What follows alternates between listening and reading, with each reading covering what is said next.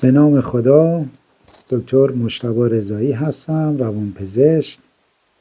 این جلسه در خصوص سردردها میخوام صحبت کنم. ببینید، سردرد خیلی شایع هست و اکثر سردردها سردردهای تنشنی و عصبی هستند و بعضی از سردردها سردردهای میگرنی هستند و ما سردردهای انواع مختلف دیگه هم داریم، ولی خب کمتر هستن و قسمت زیادی از سردردها هم سردردهای تنشنی میگرنی هستند، یعنی هم عصبی هست هم میگرنی هست. خب ببینید، من به عنوان یک اوورآل یک توضیح بدم، یعنی یک توضیح عمومی خدمتتون بدم. ببینید، ما وقتی که سردرد هستیم باید چه چیزا رو رعایت کنیم؟ ببینید، یک، بهداشت خواب خیلی خیلی مهم هست.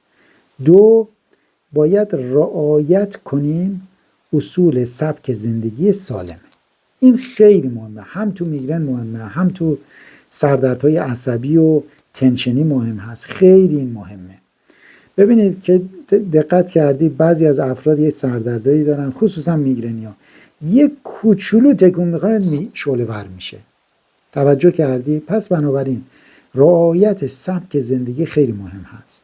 ببینید، این که ما یه دفعه سرد و گرم بشیم، این که یه دفعه گرم و سرد بشیم، این که یه بوی متعفن یه دفعه به ما بخوره، این که یه دفعه ما بترسیم، این که یه دفعه یه بوی اتکلونی به ما بخوره، این که یه دفعه تو آلودگی هوا گیر کنیم، این که یه دفعه تو سرمای شدید گیر کنیم، هوای سرد و خشک، هوای گرم و خشک، اینا همه محرک سردرد است.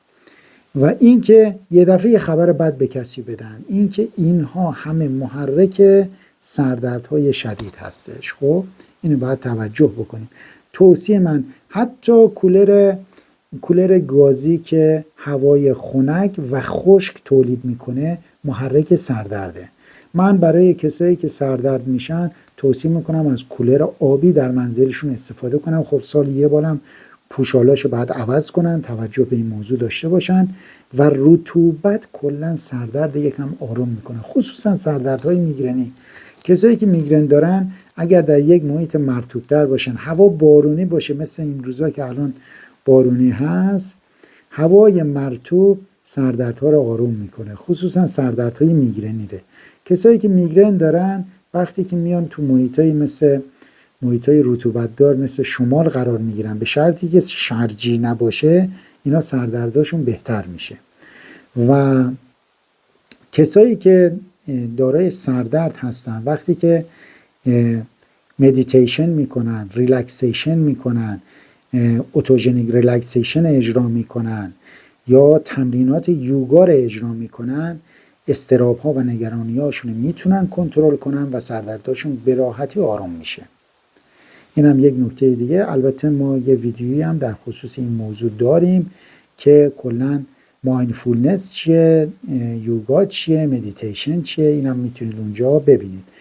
افرادی که سردرد دارن وقتی یه غذای بیخود میخورن، غذایی که بدنشون بهشون به این غذا عادت نداره میخورن، ممکنه سردردشون تشدید بشه. پس بنابراین رفتارهایی که در واقع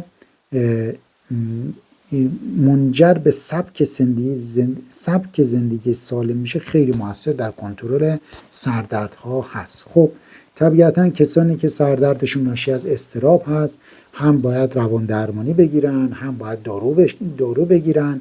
کسایی که سردردهاشون ناشی از میگرن هست، اینها هم روشون روان درمانی موثر هست. فوق العاده رو میگرنیا روان درمانی موثر هست و روان درمانی تحلیلی و روانکاوی روشون موثر هست.